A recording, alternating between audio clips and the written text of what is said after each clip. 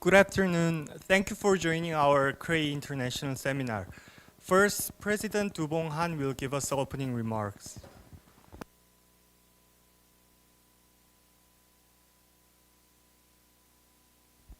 안녕하세요. Hello, everybody. Good afternoon, ladies and gentlemen.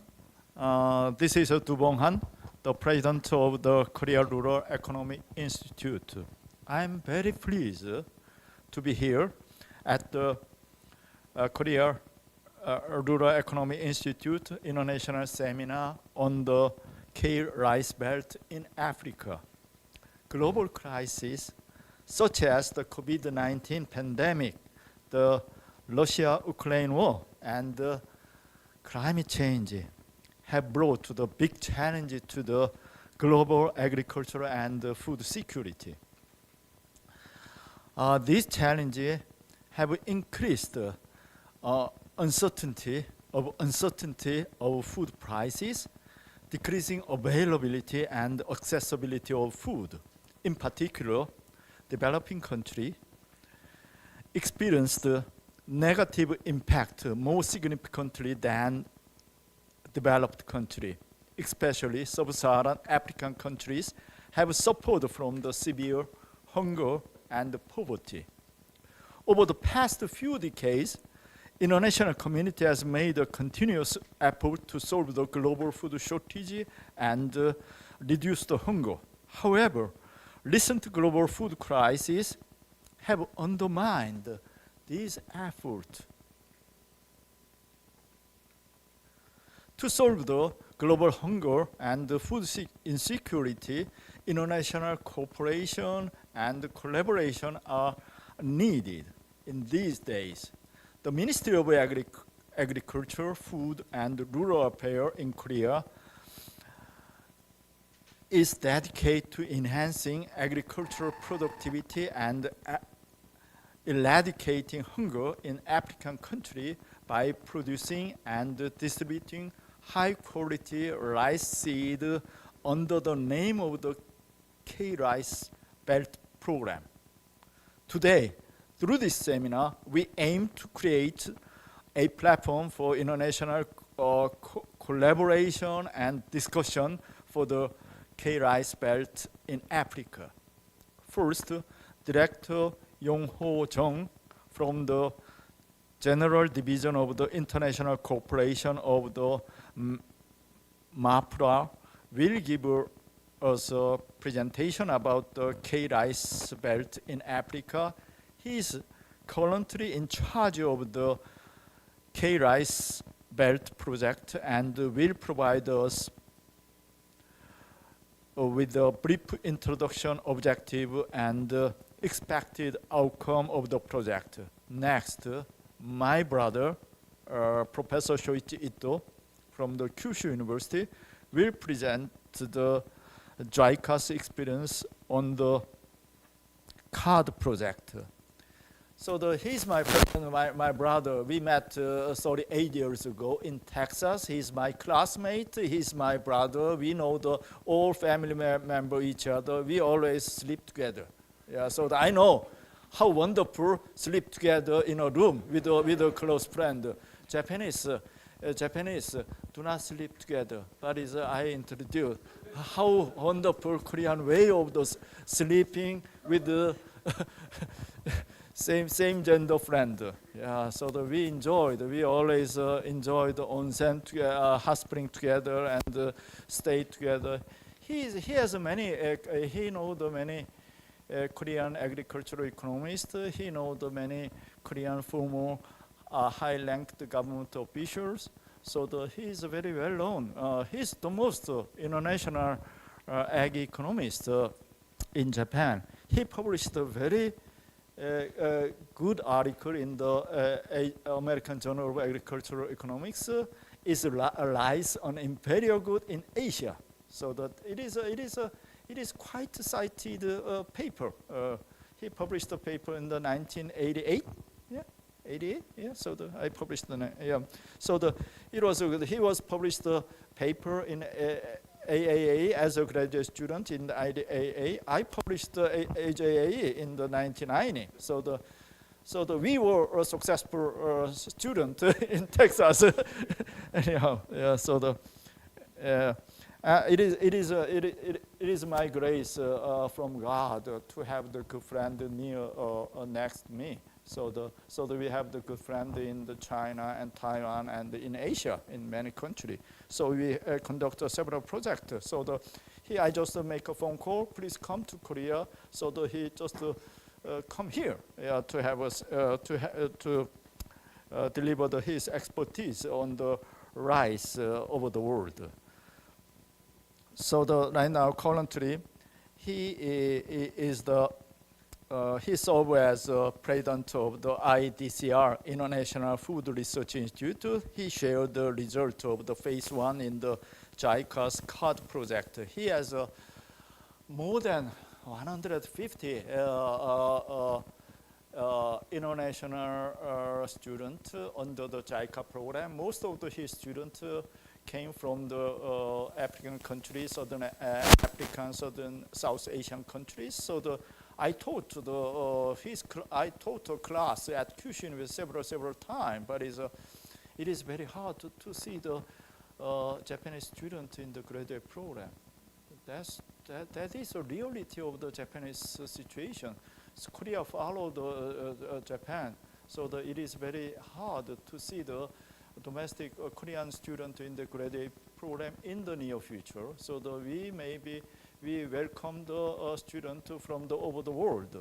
He gives his experience and his knowledge about how to collaborate with African countries. Lastly, Dario Cipla, Chief Technical Advisor of the FAO Mozambique, and his colleague will demonstrate and explain the e-voucher program in Mozambique. We are impressed with his presentation in the WTO workshop in 2 weeks ago in Geneva. Dr. Cipolla will particularly focus on the security measures and the data collection process of the e-voucher program at FAO Mozambique. Once again, I wish to express my gratitude to all the speakers and the participants. We are looking forward to seeing a great presentation and discussions. KREI is next to Africa to solve the hunger. Thank you very much.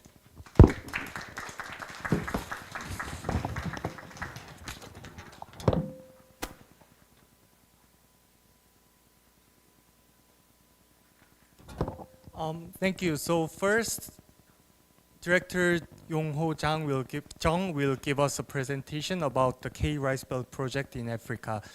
Please give him a big round of applause.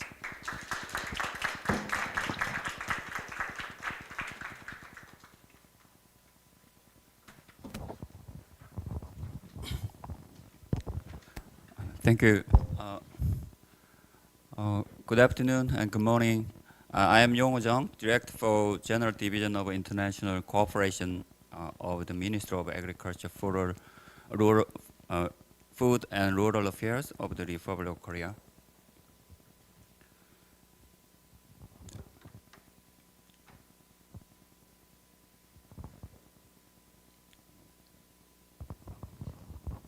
This is the order of my presentation: background objectives, implementation plan, project framework, expected outcomes.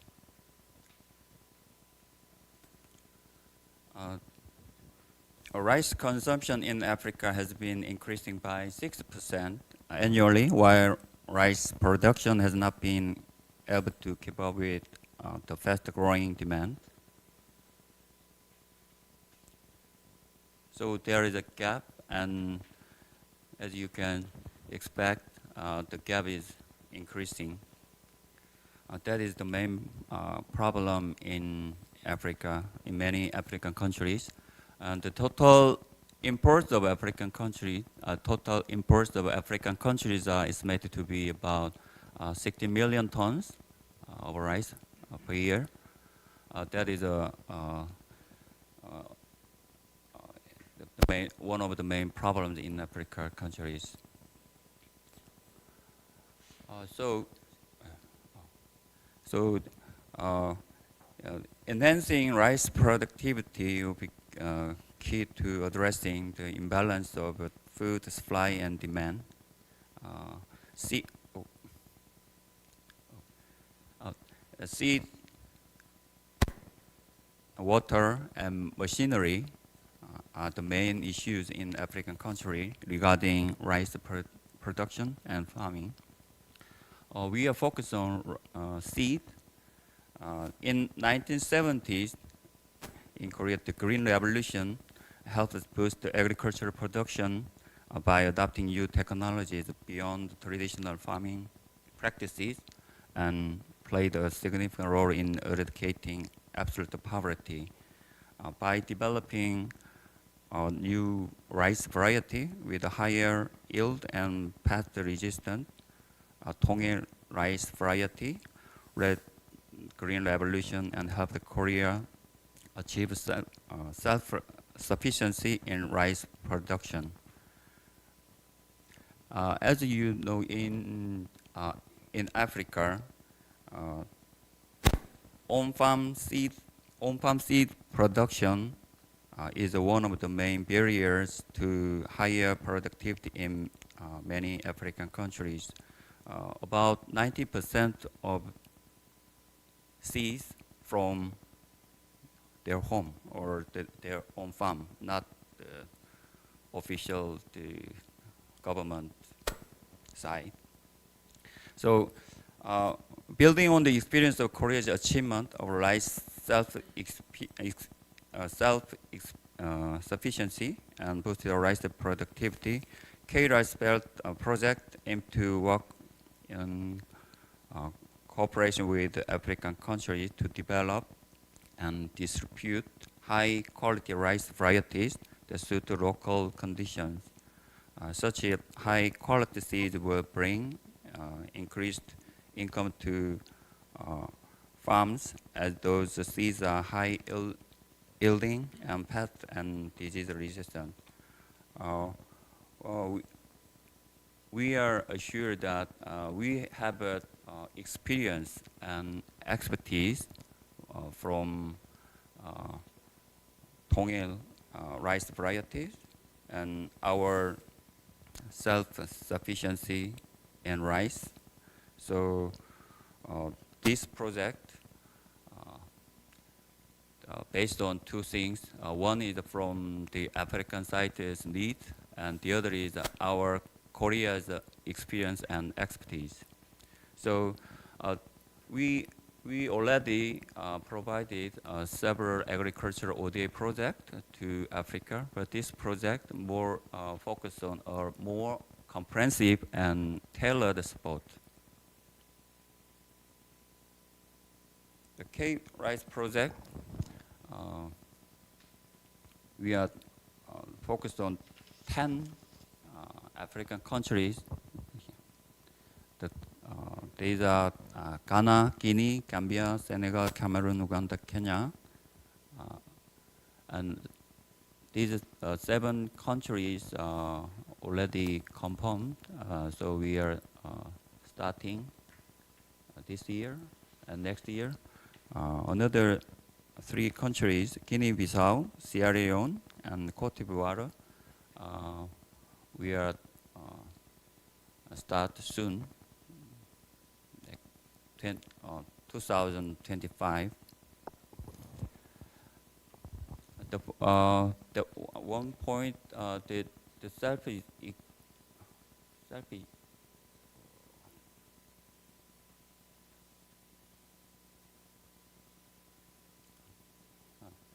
self-efficiency is around K-Ricebelt countries is at 47%, and they import a lot of rice, and in average their yield is 2.5 ton per hectare.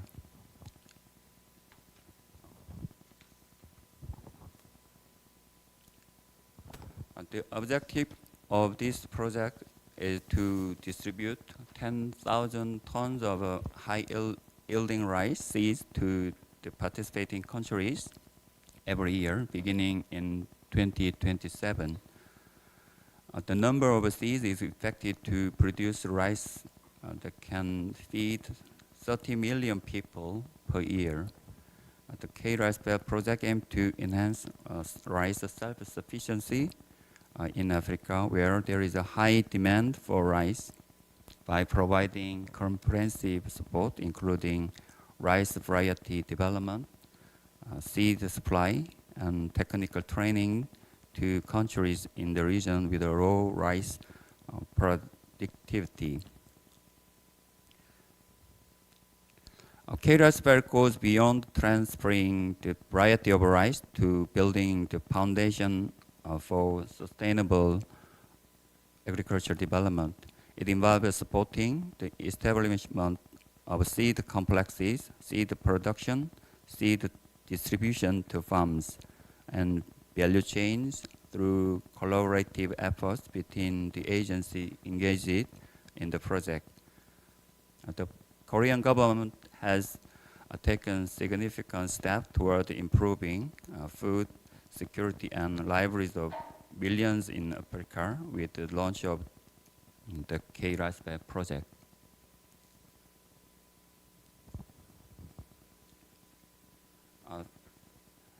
First is establishment of production complexes and infrastructure.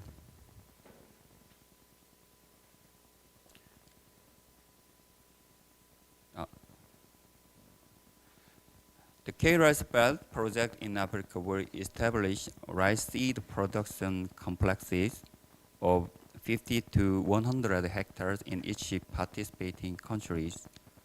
The Korean government will work in cooperation with the participating countries' governments to secure appropriate land for these complexes. Sites that are already equipped with the infrastructure from past development projects could be considered as project sites with the aim of improving their efficiency. We will develop key infrastructure, including land restructure, irrigation and drainage systems, and improvement of farm laws.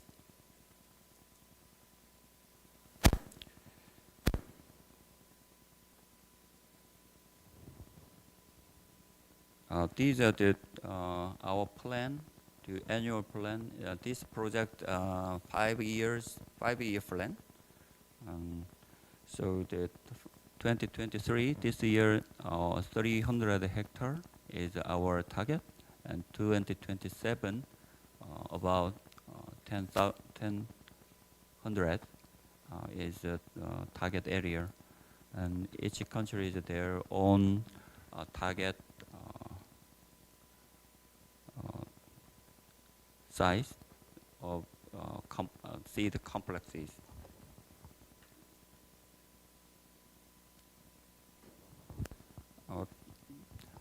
Regarding production of high yielding and high quality seeds,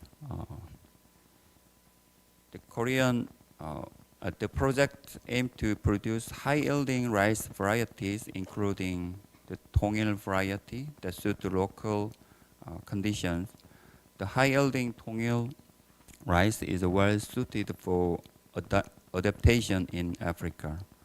The new varieties such as E36 and E37 developed through the Korea Africa Food and Agriculture Cooperation Initiative, or KAPACI, are expected to serve as a significant breakthrough in addressing Africa's food challenges, with yield 2 to 3 times higher than existing African local varieties. Also, Korean rice experts will be sent to participating countries to train local managers and agricultural extension service providers in order to ensure continued production of high quality rice seed varieties after the completion of the project. To support the production of rice seed varieties, the project will provide agricultural equipment and materials such as machinery, pesticide, and fertilizers. Moreover, facilities for post-harvest management and storage will be established to raise the level of quality control. These are the list of varieties, rice varieties developed by KREI. KREI is initiated by LDA, Korea Rural Development Administration. So we already have a good rice varieties. There are several advantages in those varieties. The productivity ton per hectare is 6 to 7 ton per hectare. Another advantage is they are maturing period short. Most of them is early. So some countries in Africa, they harvest 2 times or 3 times. In Guinea, this year, we found that they grow 3 times with E37. So many advantages. So they already ready to be growth in many in those 7 countries.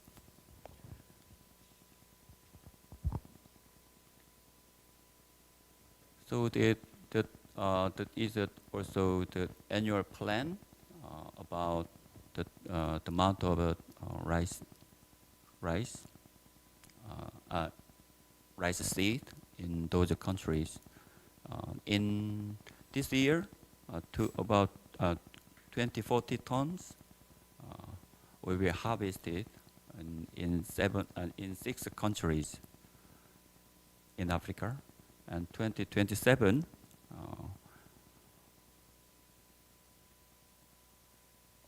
the total number of this production seed, the number of seed production slightly increased because the number based on 7 countries. So when we calculate again with another 3 countries, Sierra Leone, Cote d'Ivoire, and Guinea-Bissau, the numbers will be slightly increased.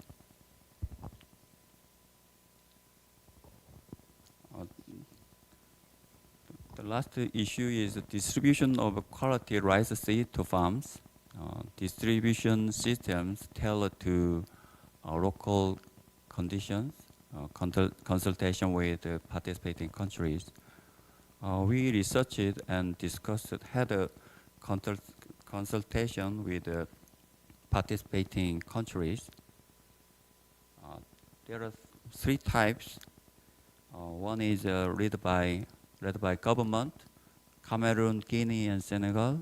The seed distribution mainly led by government. And Gambia and Ghana, the government managed the production of foundation seeds and delegates the production and distribution of certified seeds to private sector. So private sector in those countries, in 2 countries, private sector play important role in distribution seeds. Lastly, Kenya and Uganda is a mixed case. The government and private sector both manage the production and distribution of the certified seed.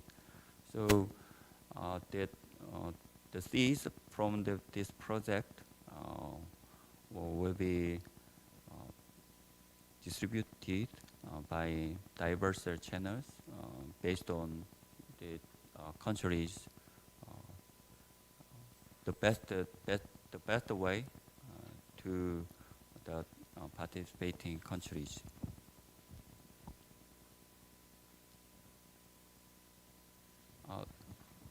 This K-Ricebelt project has a framework, slightly different features other project. One is a collaboration among agencies. Now we MAFRA and LDA and KRC. KRC is Korea Rural Community Corporation, and KREI, Korea Rural Economic Institute.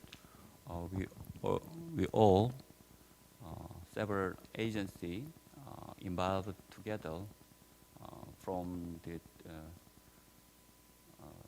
at the beginning. Another point is cooperation between countries. Korean government already had a MOUs with 10 participating countries for the project, particularly for the seed distribution, and the role of a country is important regarding seed distribution. And this project also focus on the synergy creation.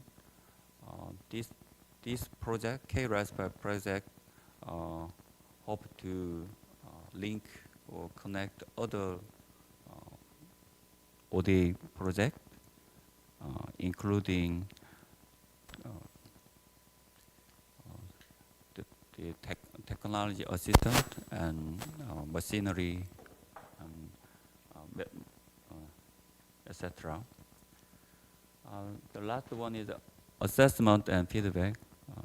The assessment of the outcomes by year and area analysis on obstacles related to production and distribution of seeds by each year will be assessed and get some feedback. I think the role is this one is also important.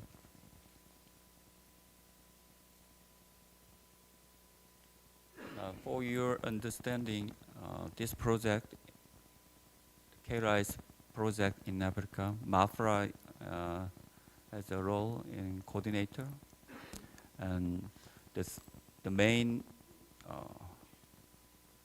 mission is there are three missions, as I already explained. First one is establishment of rice production complexes and infrastructure.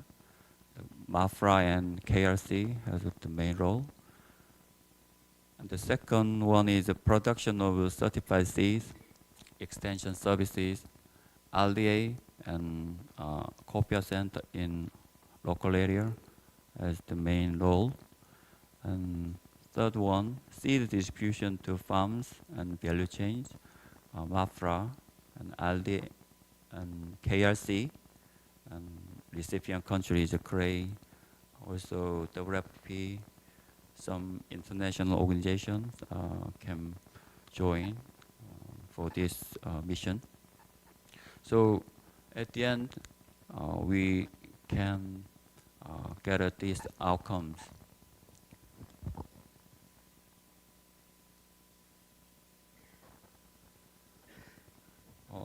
Lastly, the expected outcome from this project, the K-Ricebelt project is expected to contribute achieving the SDG, particularly SGD2, zero hunger. This project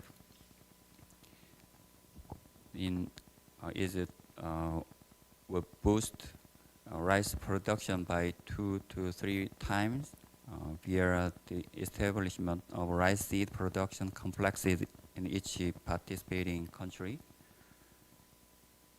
and improve food security by enhancing the availability of high quality rice, and create jobs in the agriculture sector, as well as rice seed processing and distribution sectors, transferring technology for rice production to Africa to boost the productivity in the region and increase the farm incomes. Lastly, enhance the international cooperation between Korea and East African partners. And the K-Rice project is a long-term initiative which has the aim of enhancing agricultural productivity and increasing farmers' income in Africa for years to come. Thank you for listening.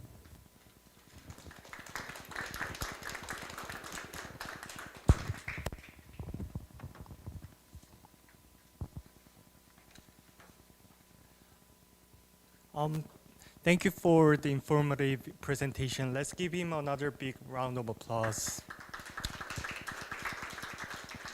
So due to the time constraint, we'll take a few questions from the floor. So if you have any questions, please raise your hand. Actually, we prepared the happy hour outside. So after the seminar, you can join with the Director Jung if you want to talk more about the K-Ricebelt project. So I'll introduce our next speaker, Professor Ito Shoichi, and he'll give us a presentation about JICA's CART project.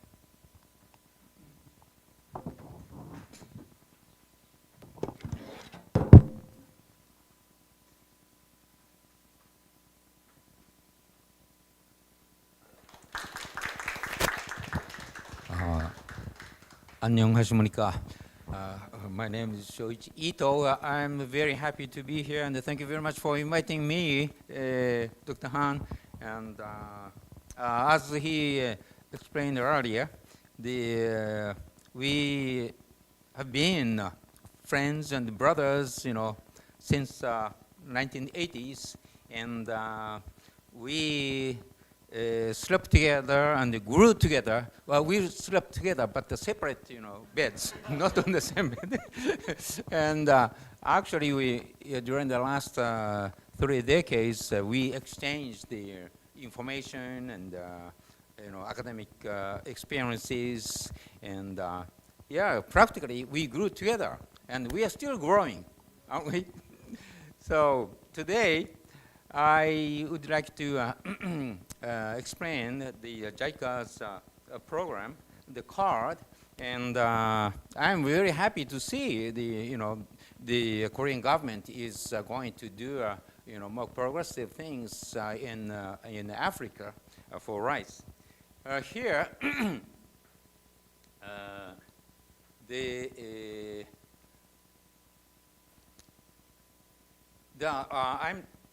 Yes, I'm fine. Yes. Oh, this one, right? Yeah, but the raised pointer. It doesn't work. Where is it? Okay. So there is no computer here. Okay. The pointer doesn't work.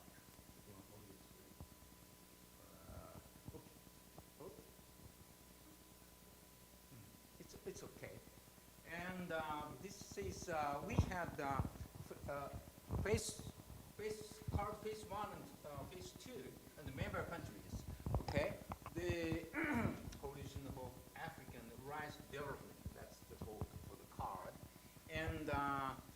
the JICA started with group 1, 12 countries. Okay? And those countries, those brown color here. And then afterwards, the 11 countries they requested they would join. So together, 23 countries. With the green color is those latecomers for the phase 1. And then the phase 1 was finished. And then the phase 2 we were going to start. Well, actually already started, phase 2, 2019 up to 2030. And with the 32 countries altogether, and those group 3 countries is in the blue color. Okay. Oh. And okay, so you can see how many countries, those 32 countries, going on right now. And practical aims of phases 1 and 2 are the increased rice production of 12 countries doubled during the 2008 and then 2018. Oh, yeah, that's right. So this is much more advanced than I thought. Okay. Mm-hmm. And so these 10 years, the production to be doubled. That's the target. And and then phase 2, again increase the rice production in 32 countries, doubled. Yes. So, well, how was it? And actually, and these countries again, okay. So actually, this is the data of sub-Saharan countries. Not only those 32 countries, but the sub-Saharan total. So back in 2007, the production was 14 million metric tons. This is the FAO data. And then the first one was finished in 2018, and then it became 28 million tons, and for the sub-Saharan. This is the FAO data, sub-Saharan, the total, okay? So anyway, JICA is using this data. So became, look, doubled, hooray. So that's what they say. Oh, do you agree? No. Well, at least the sub-Saharan is quite good. And then the next one is the 56 million tons by 2030. So 56 million tons is the double of 28 million tons in 2018. So this is the thing. By the way, this total is because the FAO data, this is a rough rice. That's the paddy rice, okay? Not the milled rice or brown rice. Okay. Now, I would like you to pay attention to the this rice prices, because we are economists, so we are always careful about the global prices. So we have the agflation period starting around 2006, and then they went up really hard, and then came down 2015 period. So this is quite dramatic, and then they broadcasted saying that another food crisis. The food crisis over here was very severe. I think some of you remember the 1973 and 74 period. And actually, if we show, this is nominal prices, if we show the real prices, then it is really high, and this much, relatively speaking, it's smaller. But anyway, this is rise in the prices. Okay. So this is the sub-Sahara total, and this is area harvested, the red one, and then the yield is here. So it has been increased quite a lot. You know, this is the data up to the 2023, and this is the production and the consumption. This is the gap as the Mr. Hung showed earlier. And then this is the export and imports. And imports, you know, increasing dramatically. This is the 14 million. How do I go back? Yes, good. And this is the data, by the way, from the our homepage. This is originally used the PSD online from the USDA. This is the milled basis, by the way. Okay, and this is Mali and the Senegal. This is the area harvested and the yield only, you know.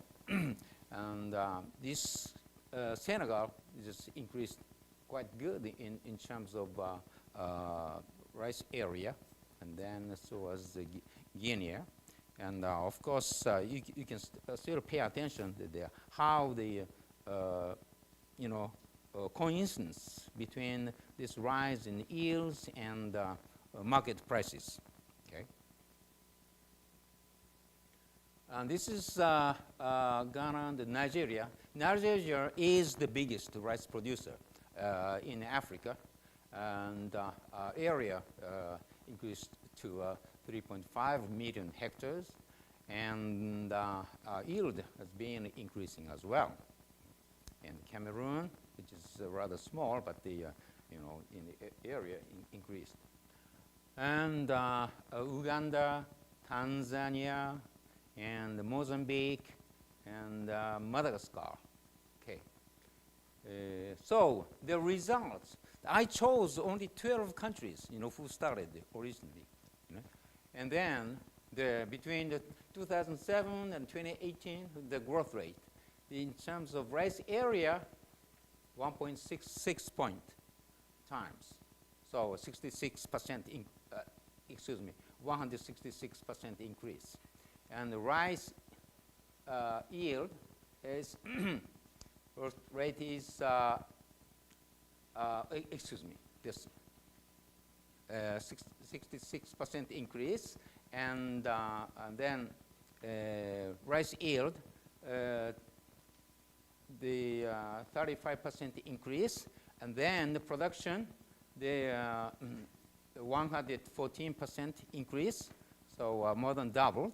And the consumption, such and such, and then the exports increased quite a lot, you know, 3.33 times, and imports increased certainly. The meantime, population increased 30%. So this, you know, production increase is quite good. Okay. By the way, the per capita consumption is increased to 45%. So the phase 1 and the phase 2, how about the budget? Resource mobilized for card 1. So this is the phase 1. The total one they used, they considered is $8.85 billion during the whole 10-year period. And the JICA spent 52 billion yen, which is $520 million. Okay? And that is, you know, just the, roughly speaking, $3 million per country per year in average. And then now, for the phase 2, they required, the JICA has estimated probably they need $18 billion, you know, just compare this one with the 32 countries, so has to be much more. And resource mobilized as of now is only $1.7 billion. So they need much more money. And the JICA allocated 100 billion yen for the 10 years, 100 billion yen.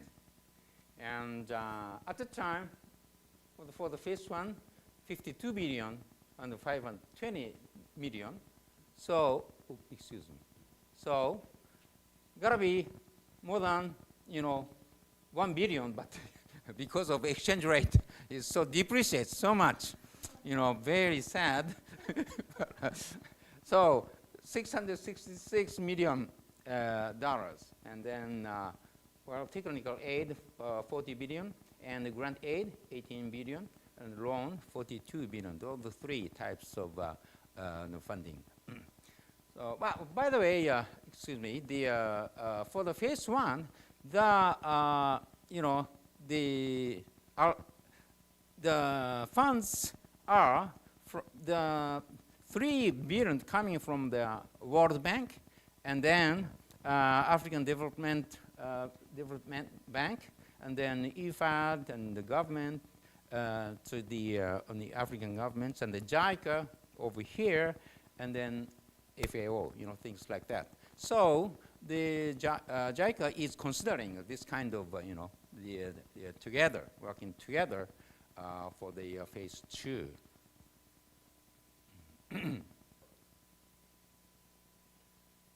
So again, this is the market price situation. Most of you know about this situation. They are, more often the rice was the highest price among those four crops. But nowadays, soybeans are really high, and then so is wheat and corn. And but anyway, relatively speaking, the rice is kind of, relatively speaking, they're getting cheaper, relatively speaking. So anyway, we have to keep that in mind. Well, the issues of phase one and the future, okay? The increase in production in phase one truly by the project or any impacts from the market prices, we don't know. It is kind of hard to evaluate. But anyway, at least our, we economists can just wonder. And then resources were limited. Not much funds to the card head office, during the phase one. This, as you can see, they can, very poorly, funded, And then many seminars at the local level, and all the governments developed NRDS, National Rice Development Strategy, which is good. They are considering, they have to set up a plan, and actually they do. They did, and then for the phase two, they're doing again. And however, not quite reached to the government officers as the incentive to increase rice production as their own staple food. So, top officials sometimes may not be so aware, about the donors, request, the donors' idea, So it is, we really need to emphasize, and we need to spend time to talk with them, But it takes time. And then technology of rice production are not quite compared to farmers' level. Yeah. In Korea or in Japan, it's really fast, relatively speaking. But over there, sometimes it's not. Yeah, I'm going to show some pictures later. And so therefore, phase one just founded the base relationship with the member countries with the basic rice supply demand plans. Yeah. That's the, evaluation that people think too. I was in the member of the those evaluation of the card, and for me, I feel it is not so easy to simulate our request, our plans, so smoothly. It is not so easy. And then phase two needed to continue because of the they barely show the in terms of amount of production doubled, but barely. That's it. So phase two is really needed. Yeah? And however, need more funds and human resources, donors, and stakeholders. You know, this is very important and a hard job to do. So JICA people have to do a lot of things for this one, particularly at the end, you know, the last one. So what can we do?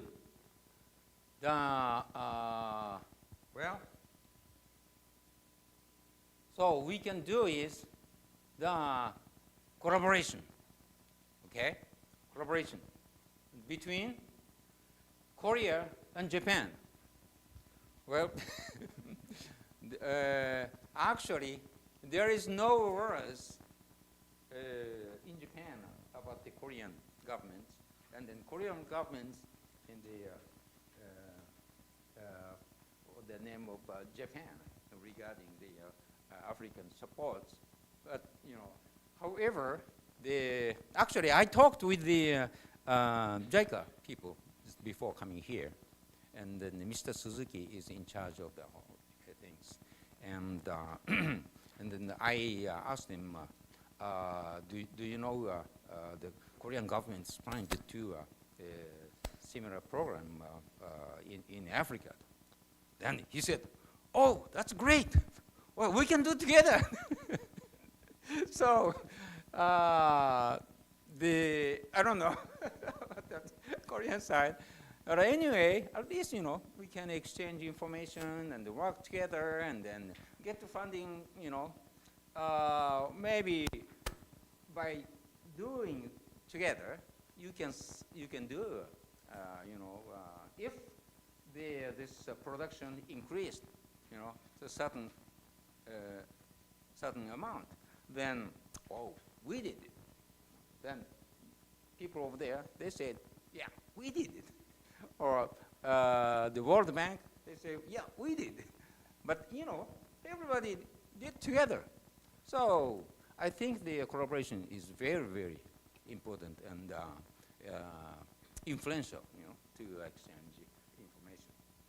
So I'm hoping that these two countries, you know, work together to a certain extent. By the way, let me show you some pictures. This is from Mozambique.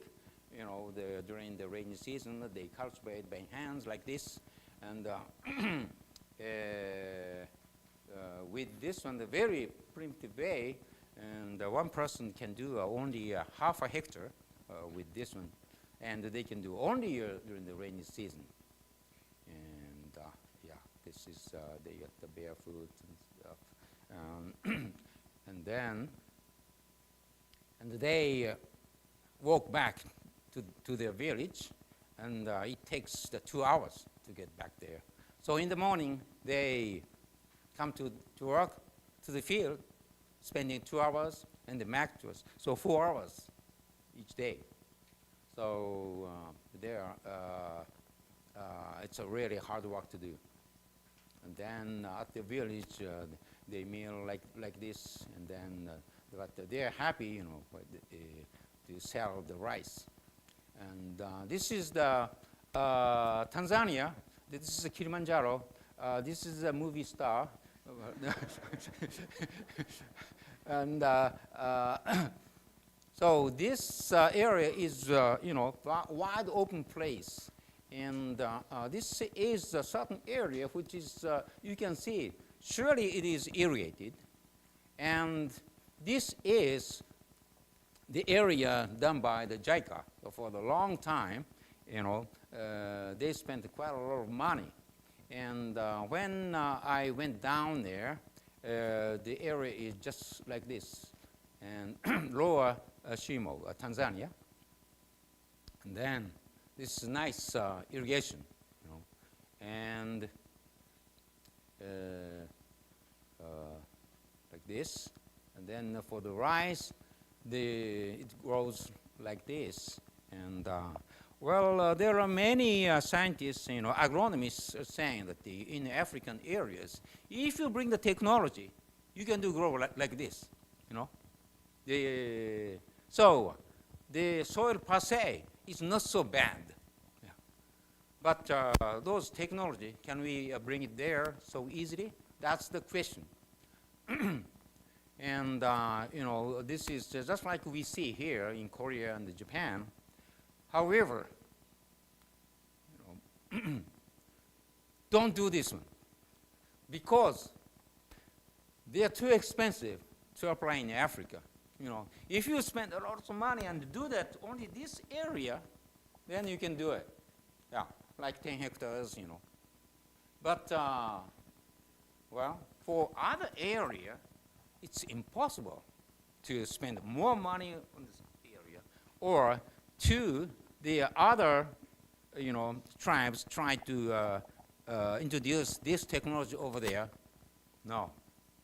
So it has to be more applicable. And then agricultural development with aid should be recipients-oriented, farmers-oriented, and sustainable with self-support and own funds. The getting money from outside, and then we do that, but the money doesn't come all the time. So we have to make, they have to make their own money by doing by themselves. So we need to help that way, and then a technical cooperation project on community-based smallholder irrigation. We call it the COPSI. The JICA, they're doing it with the small project right now, but it's working very well. And community participation type, and self-supportive, and the sustainable approach, and the small costs and the large benefits. And this is the thing. This is a Zambia case, and they set up, this kind of a triangle structure, and they block the water, and make that kind of small dam, and then they put the water just like this, all by themselves. They can handle by themselves, And this is another one, and and this is now better structured, and then this is the type 2 single line, with the stream with large and shallow, and then type 3 double line. This is a narrow single line, but the double line stream with the large and shallow, and then the water leakage with type 2. And then here, the stream with the large, shallow, and the rocky river bed. So with this one, first they develop by themselves like this, and then they know about the irrigation, and then they get the better knowledgeable, and then they move to the more steady, more permanent wear. So what this kind of development is what we have to do. It takes time, but we have to do with those the farmers, and then the price is like excuse me, the USD are like $1,800, to set up this one. It's labor is basically nothing, because those farmers do. So that's the way we have to. Then they know how to manage this one. If it's broken, they can fix it by themselves. I saw in Madagascar, and there was a small, about a 5-meter wide river, and then there is irrigation about this high of the dam, and then the cement got broken, and then that was the set up by the government, possibly from the foreign aid, and somehow it got broken with the one time the flooding came, and then nobody fixed it. Government will do it, so we'll just wait. But lots of the water shortage area. So we need to those self-supporting work as well. So this is the irrigation, which is quite nice. Once water comes in, then they can grow vegetables and stuff. Of course, rice too. Okay, And this is just showing the South America land. And Cerrado is this area which is very bad, the soil, but you developed a very nice agriculture. The JICA did the 1980s and the 90s, and then they became quite successful, and then they developed this kind of very nice agricultural land. And now this is the one, the harvesting soybeans with so many harvesters, and then the planting corn afterwards. This kind of situation has been developed in the Cerrado area in Brazil. So maybe this is Africa. There are Mozambique and Tanzania. This area, the soil is very similar, and then the land is quite easy to develop, just like Cerrado area. So there's a lot of area to develop in the future. So we need to do that kind of work continuously, and hopefully the phase 2 will be done, collaboratively, more with the Korea and Japan. I hope. So thank you very much.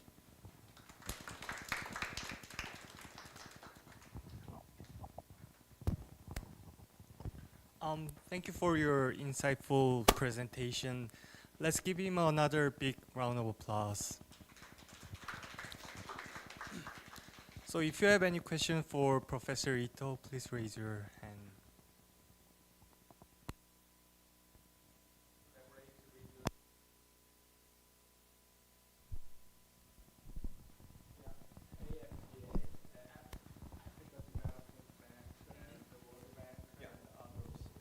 Yeah, basic.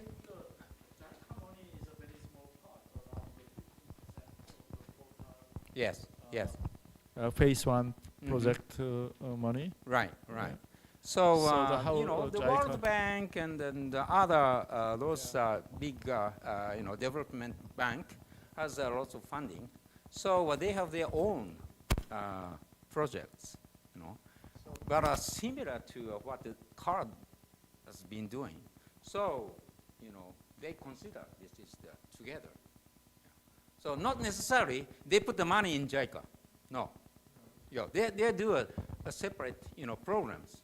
But, for the production per se in the same country, then we can work together. That's the money of that.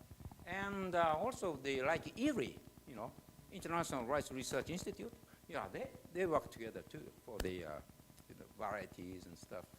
I don't know if you plan to do with the IRI for the seed production, but it is possible to get the information.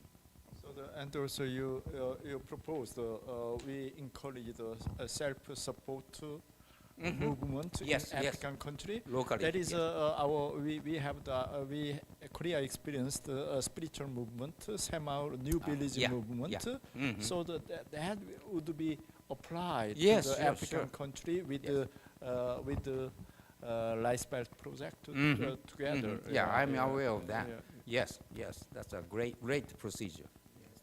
And also Korean President Yoon and Prime Minister Kishida made a good friendship, have a good friendship. So Yes. that you may propose to JICA, so that we may maybe propose first to Yeah. the KOICA, Yes, and yes. also maybe propose the Ministry of Agriculture in Japan. Yeah.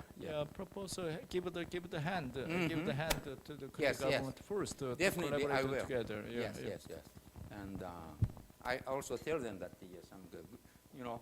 the positive opinions about that collaboration. Good.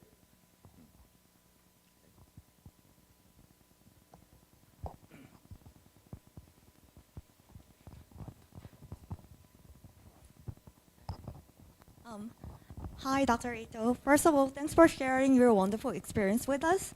Actually, I just have one question. So when I see the graph about the area harvested and yield, which is in this figure. Maybe I don't know. Okay, so I do see that like Which country? um, Oh, it's I mean, this one, yeah. Okay, generally. So overall, I do see that like the area harvested are increased for most of the countries, but in terms of yield, like some of the countries, there were like lots of drop during the phase 1 program. So I was wondering, was it like more about like the geographical issues or like technology adoption issue? Well, so just like they're saying that the government is not really enthusiastic about the continuation, you know. So those price impacts, global price, I think that is the kind of dramatic, impact, So is- So after the price drop, then production drops, in some countries. So it's like most of these programs, it's more like depends on the government, like how much they are willing to help the program or assist the program. Yes, I think that is a very, influential. How much the government, top officials, they understand, and then to tell them to do it. Otherwise, it is quite fragile. Yes, Thank you. sure.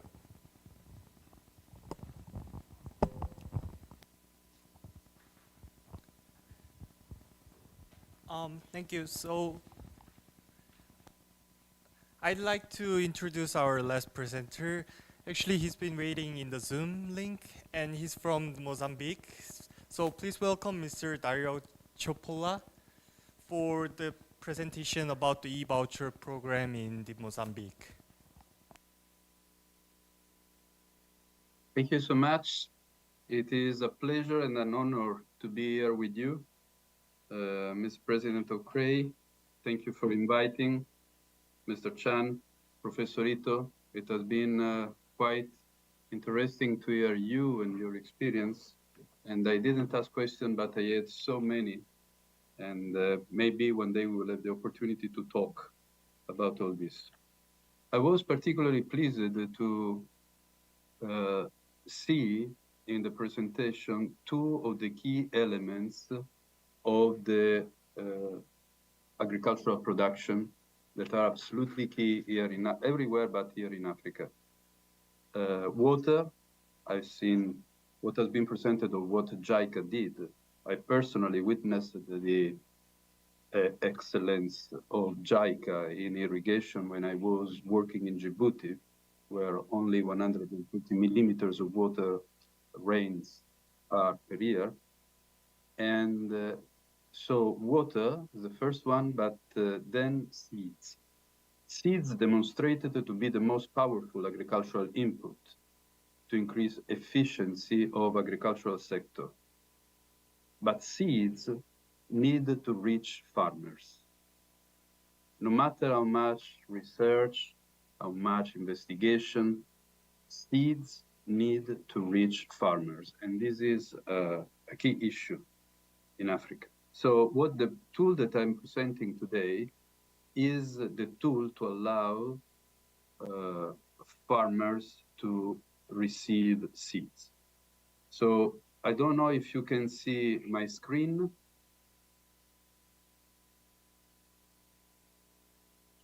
Can you see my screen?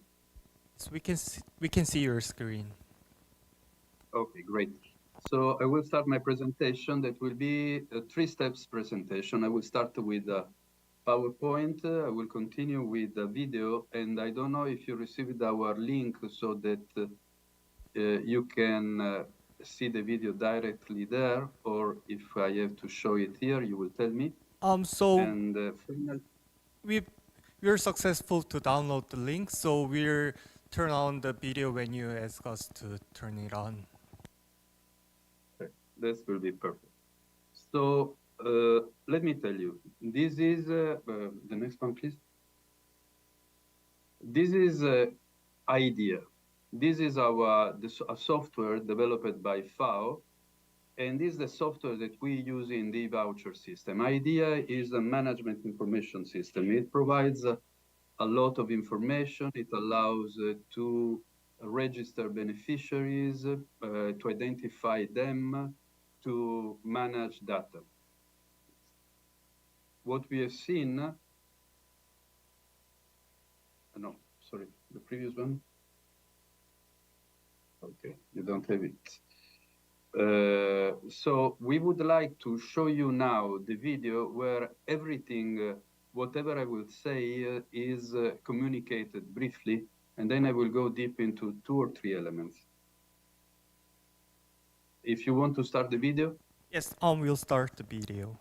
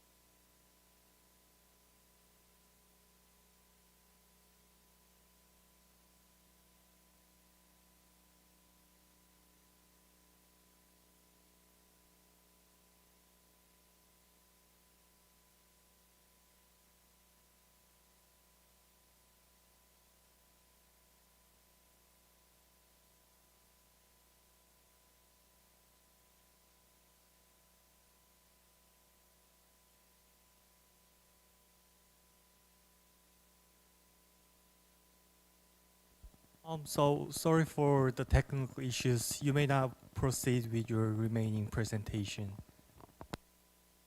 Thanks a lot. I hope you managed to hear. I'm not so sure, but I hope so. So, as Professor Ito was properly mentioning, you have to go next. Go next, please. Yeah. As Professor Ito was mentioning, the sustainability is a key issue. And whatever we do, if it is not sustainable, at the end of the project will die. In our experience, what we know is that with the through-day voucher, sustainability is market-based. It's a business. It continues. What you may see here is some common trends you have seen in the video. Young people, and we know that young people, they do not like agriculture, but they are working in it.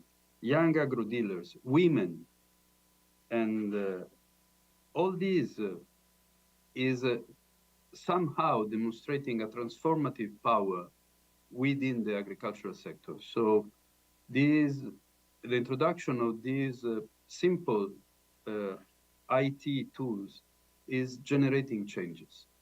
You may see on the left of your screen, germination chamber. Can you imagine that agro dealers are doing germination chamber in their shop to show to the farmers the difference between the seeds that they sell and the grains of the previous year that farmer normally use?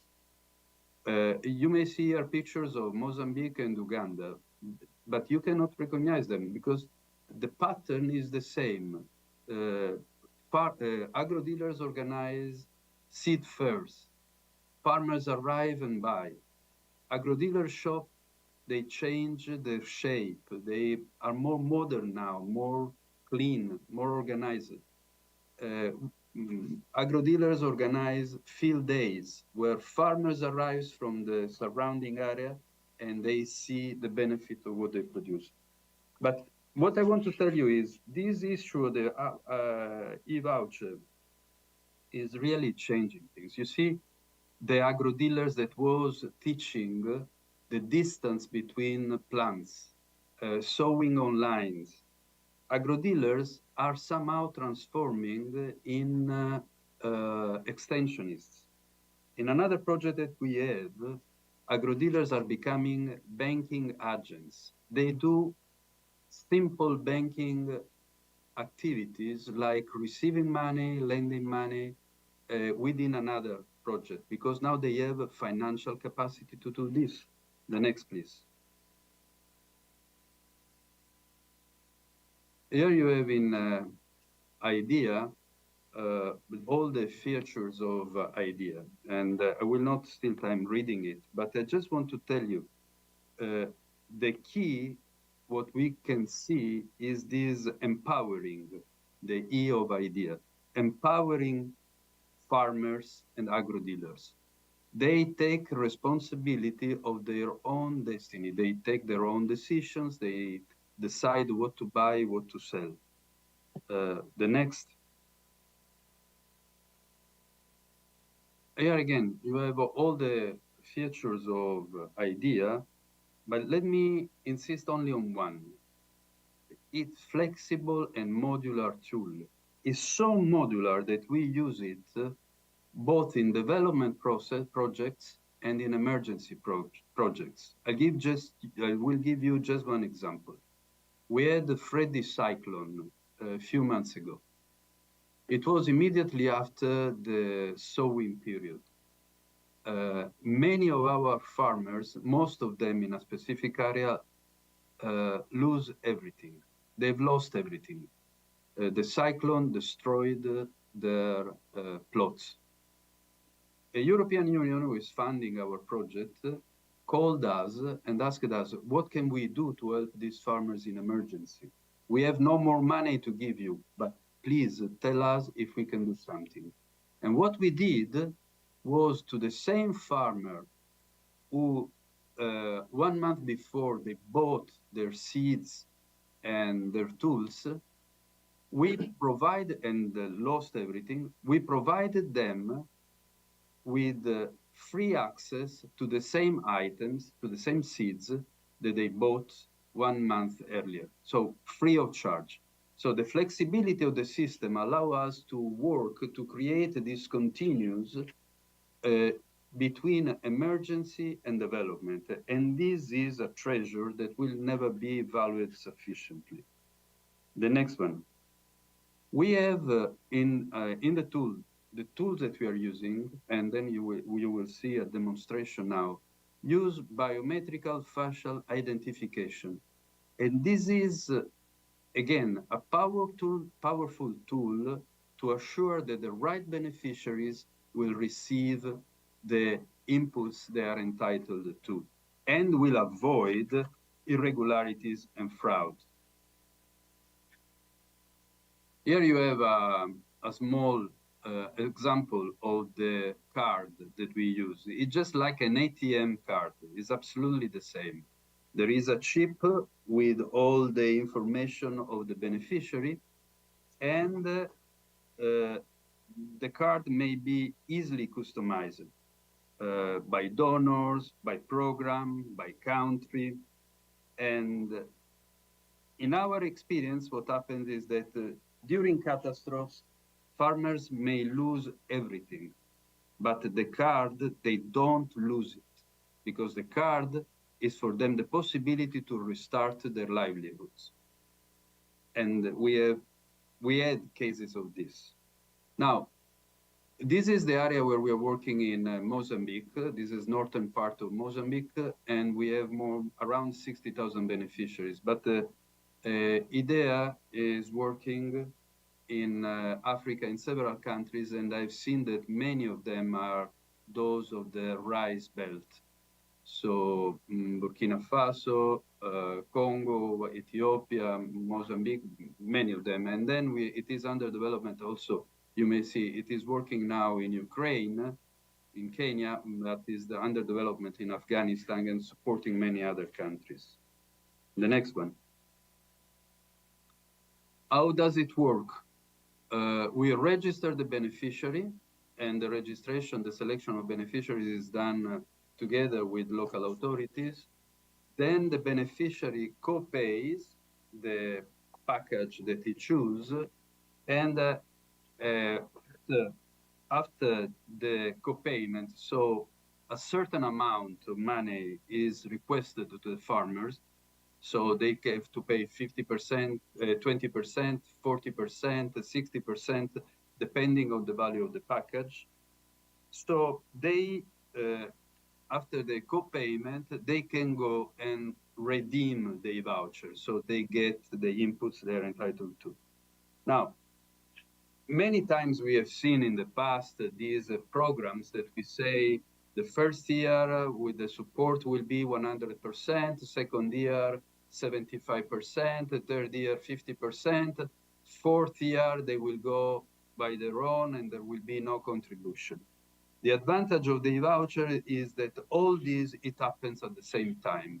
So every farmer may decide what package to choose, what percentage to pay, to co-pay. So normally our experience is that when they start, they go for the lowest package, the one where their commitment is the minimum. But when the project continue, so the second season and the third season, in this case, they will go for higher packages and higher co-payments.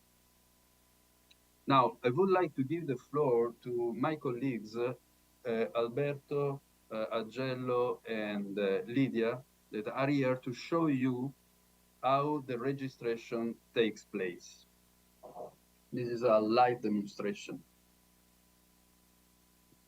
Alberto. Good morning, Dario. Good morning to everyone. It's a pleasure to be here. My name is Alberto Di Grazia, working for FAO in Mozambique.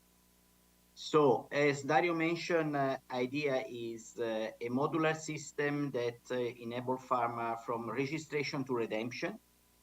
So we are going quickly to show you few steps of the different part of the system, just to have a more comprehensive idea on how it works and how the different aspects are interlinked.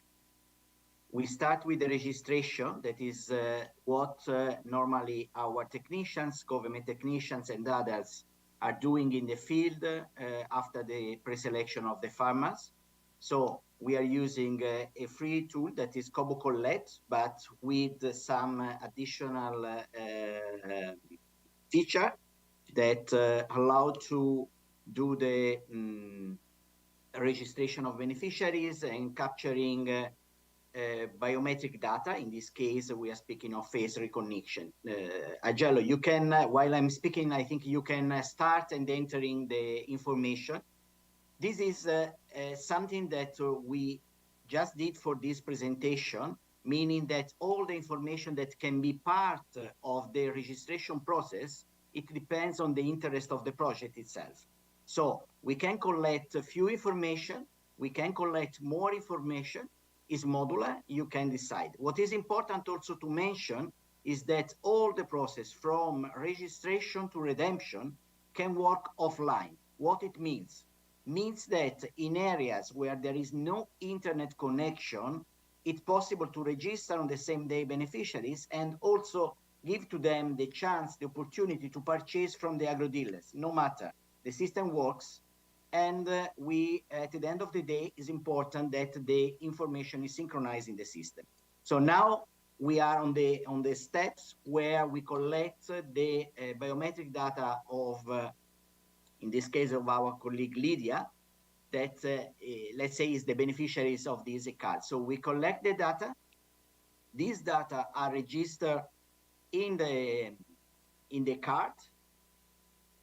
You see, it's not a picture, is data. So there are a set number of information that are mandatory. For instance, the type of documents, the biometric data, and so on. So now we just choose within a list of packages that we have. You can consider that in our case, we have more than 20 different type of options available for the farmers. We go for one that is linked with this workshop, that is RISE. So now the information is transferred from the smartphone that we are using for the registration to the card.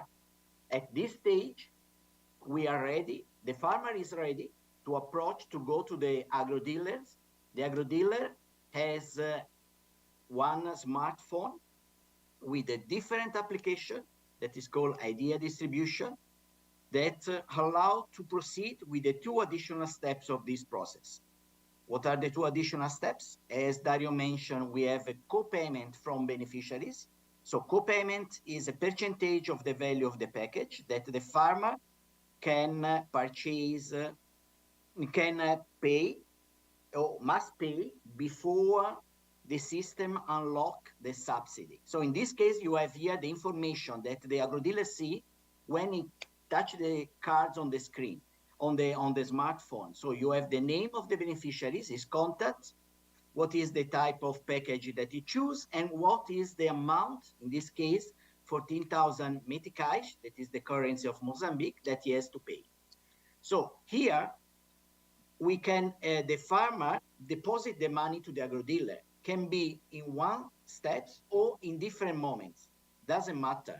But only when he completes the full amounts of the 14 meticais, he is able to unlock, the system unlock the subsidy, and they can start the redemption of inputs.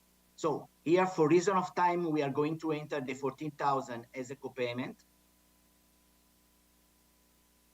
So there is a confirmation of the co-payment, and in order to proceed, here is the first time that the system requests again the face recognition of the beneficiary, meaning, okay, you are going to deposit the money. We want to ensure that you are the right beneficiary that is entitled of this card. So there is, again, the request of collecting data. In this case, we simulate that a different person, not the owner of the card, goes to the shop, he tries to do the deposit. So the agro dealer collects his information. And here is the result. The system refused it because it's not the person that was registered during the registration process. So the system allowed to try again. In this case, we are going to take the biometric data of the right person, the right beneficiary, that is Lydia. And we see how the system works in this case. Link.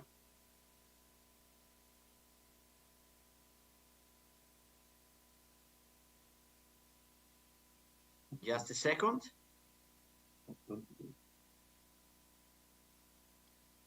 Link. So what is also interesting to see is that what we are requesting is the farmer to blink, and why we are requesting the farmer to blink to show that he's a live person. Here is the result. So the result in this case is successful. So we plug again the card on the back, and now we can move ahead on the third step of the process, that is the redemption. So again, based on the specific type of inputs that have been chosen by the farmers in terms of package, he open automatically the different type of packages. In these types, again, for reason of time, we have a small package that is composed by fertilizer and rice. So let's say that the farmer wants to purchase 20 kg of rice, and then he wants to purchase some 2 bags of fertilizer, NPK, or urea, is the same, no problem, doesn't matter. So you see down there is on the system remain the balance that is still available in his card, and the total amount that he is there. So the total of amount of the expenditure and what is again remain there. So we can proceed for question of time. Agello, please proceed. There is a summary of what the farmer has purchased. And again, here is requesting the confirmation of the farmer. So you can consider that now we are doing all at one moment, but can be done in different days. So one day the farmer can make a co-payment, one day later can go and purchase the inputs. It depends to him. But what is important is that the system secure that the right person is the one that is the owner of the card. Nobody else can purchase from this card. So here we have a set of information. We are not going to enter in details on what the system offers, but it's possible through the system for the same agro-dealer to have a summary of what has been sold during the day, all the transactions made in a specific period of time. So there is a huge transparency on the process. And it's easy also for the agro-dealer to follow his business and see the management also of inputs that are entering and moving out of the shops. So I think we can proceed with the dashboard, Agello, if you don't mind. So all the information that we have seen from registration to co-payment up to redemption are on daily basis synchronized in this dashboard that has been designed for the specific needs of one intervention. For instance, here we have 4 different pages. We have registration, co-payment, redemption, and product. So we can follow the 3 steps of the process plus product what means. For a specific product, we can see how things are going. So here, if we look, we have, in this case, 32,900 something beneficiary register. If you choose and change the package, Agello, can you just give an example? So you can see on the screen how the figure changed based on the specific package. So we know that this package was registered by 108 beneficiaries. We can see the geographical areas where the farmers purchased it, when it was purchased in terms of period of the year, and other key information that are important for our intervention. Again, everything can be set up based on the specific needs of the process. So if we go to redemption, for instance, just to show quickly, we can, it give to us a detailed information about the different geographical areas where the package was, where redemption happens. So it's something very detailed, because during the registration as well, co-payment and redemption, there are information that are capture also geographical location of where it happens. So we have a detailed information of where each transaction happened, and this give us a lot of possibility of doing a very deep monitoring of our intervention. I will stop here and pass again the floor to Dario. Thank you. Thank you, Agello and Lydia.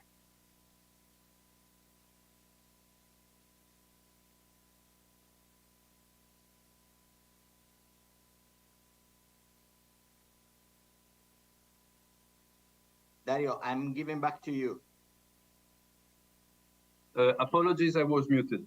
So thank you very much, Alberto, Lydia, and Agello. Just go to the next and the last. Final remarks.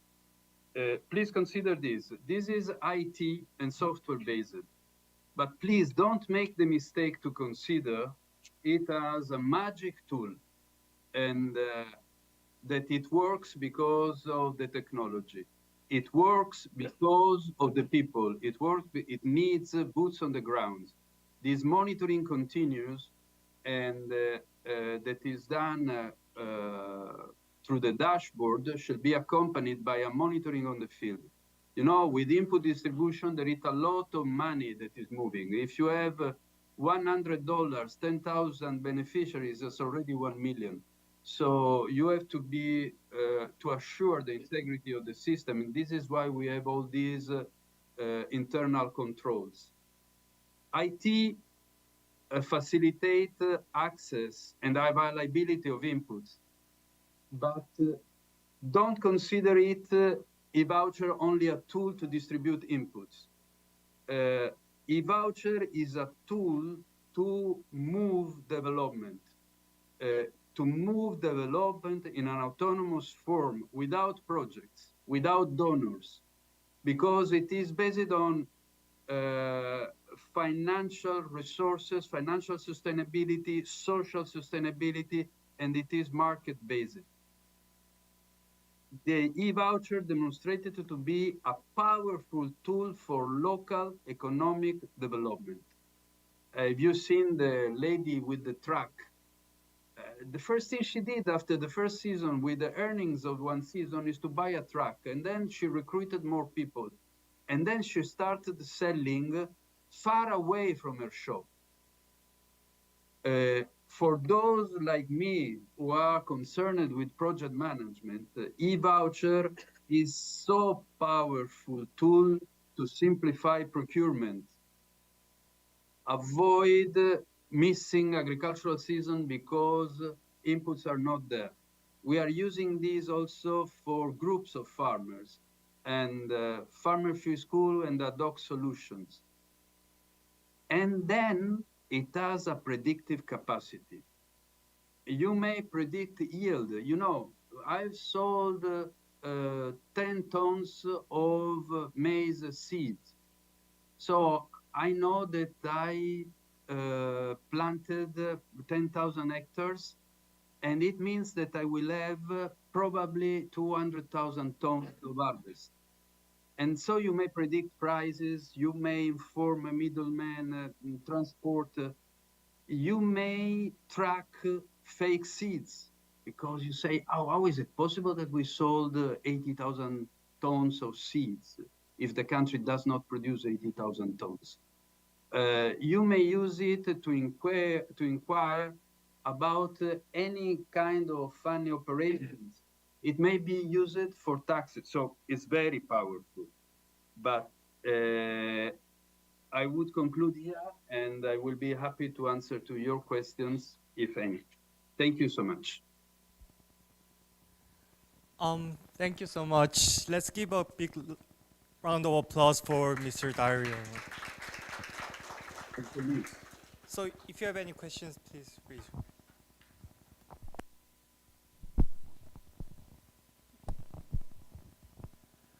Thank you so much, Dario and Alberto, for the excellent presentation.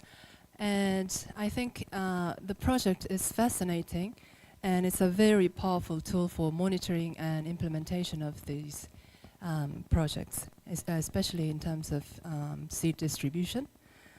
And I think there are so many, we've got so many insights from your presentation, because K-Ricebelt project really touches on seed distribution as well. And we are considering different systems of seed distribution and also technology diffusion along the line.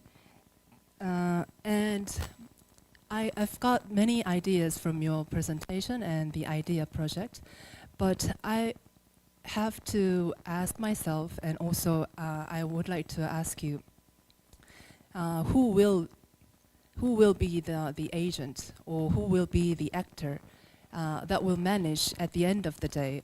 I mean, like, the project will be completed and finished at a certain point of time. And I wonder who will be the monitoring actor for the whole system of e-voucher card.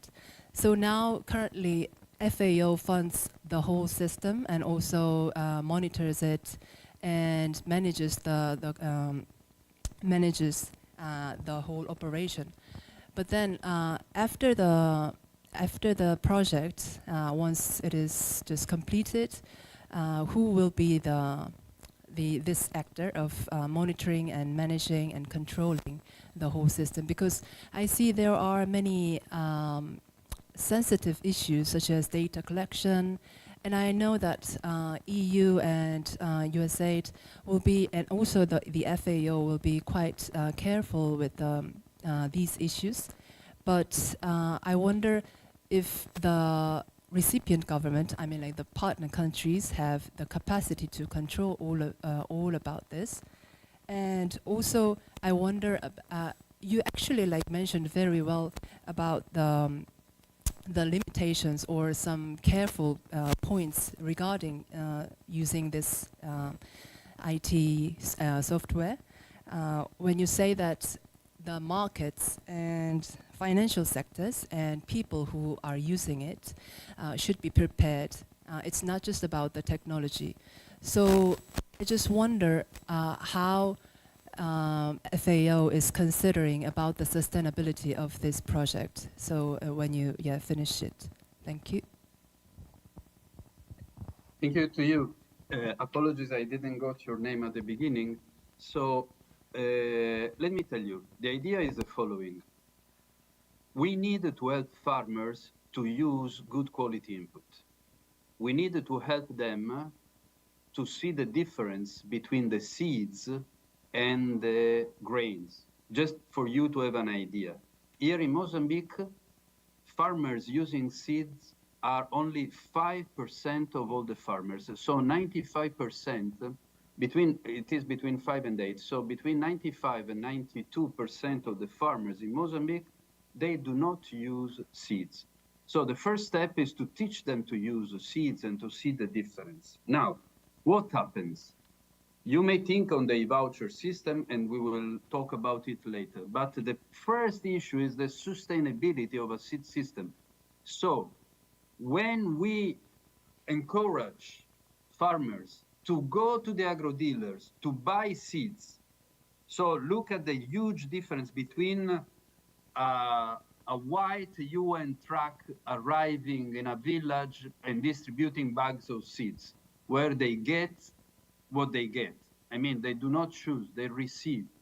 And the difference with going to the agro-dealer, buying your own seeds, choosing your seeds. I can give you many examples of how empowering is this with farmers when they go and buy, and how they learn, and if the seeds do not germinate, they go back to the agro-dealer, and the agro-dealer who has a contract with us will give them for free the seeds because they did not work before. So the experience, and this was what the lady was saying in the video, is that whoever buys seeds come back and buy with his own money. So at this stage, the e-voucher is not necessary anymore, but still the voucher is powerful. What we do is we work, whatever we showed you, we do it working with the government. So local extensionists, local government, provincial, district, etc. So, and the government have different roles there. If and when government will ask for handing over the system, FAO will check and consider the possibility to do this if the condition exists. I hope I answered to your question. Thank you. Actually, can you stop sharing your screen and turn on your video? Oh, thank you. Yeah. So, Thank you to you. do you have more questions from the floor?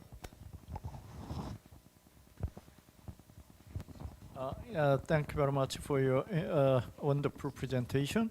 So is there any IT technology to identify the fake seed in African country? Or so I think e-voucher is work to have the seed, to have the certified seed, but is a fake seed would have some problem to identify. So is there any IT technology? So using the cell phone, is it possible to identify the fake seed? Look, through the phone, not Yeah. yet. What we do. Yeah. How can may I how, reply or should I wait for the second question? how can we identify the fake seed? Is there any technology to identify fake seed using the cell phone?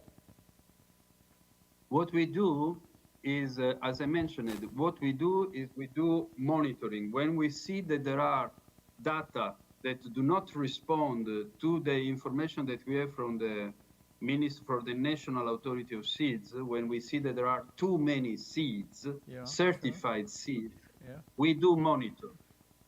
When we do monitor also, what we do is, certified seed, they have to belong to a lot, they have to contain numbers and figures.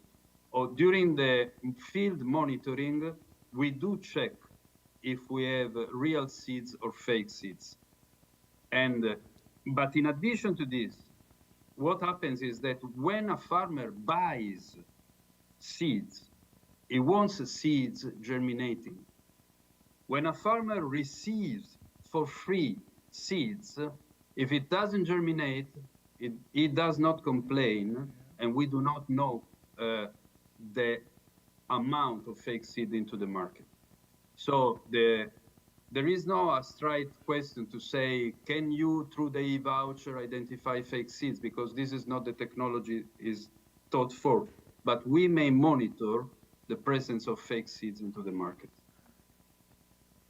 So, so the FAO is a monitor the fake seed. So you may collaborate with the local government official, or you send the local manager to monitor the fake seed or not? Yeah, this is another interesting aspect that you're raising. Initially, agro dealers, they were not so keen about respecting rules. But as this has become an opportunity for them to become rich, they are now very, very careful respecting rules. So they do not accept, or they may be fooled, of course, but normally when they see something strange, they call us. The e-voucher has these good things. There is a two-way communication. So when they suspect something, they call us. And when they call us, we go and monitor. Yeah, thank you very much. It is a great idea for K-Ricebelt project to provide certified provide seed to the African farmers. Yeah, thank you. Maybe Dario, if I can add on this, just quick point, we are also working together with suppliers. What means all the suppliers that are engaged in the market of seeds, we are working with them. We establish connection. They know who are the agro dealers that are also involved. So we create a connection that avoid the presence of fake seeds in the market, especially in the voucher market. So there is a monitoring that comes from FAO side, from government side, but also from the supplier side. So we try linking collaboration, as was mentioned before, between different actors that are part of the seed value chain. Thank you. So when we talk about supplier, we are talking about the seed industries. So private sector, public sector here are working together. Thank you. So we'd like to wrap up our seminar today. Oh, actually, we have one more question. Oh, I do apologize. So I'd like to wrap up our seminar today, and I'd like to give my gratitude for all the speakers today and for the participants today. So thank you very much. Have a great rest of the day. Thank you to you. It's been a pleasure. Thank you. Thank you to all of you. Thank you.